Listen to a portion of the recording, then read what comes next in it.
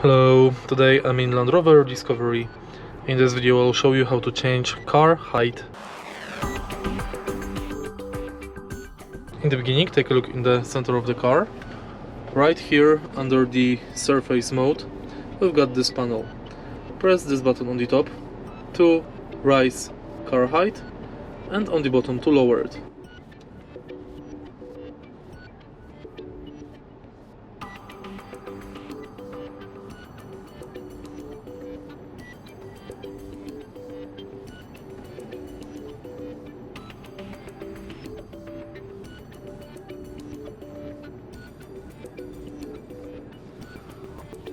And that's basically it.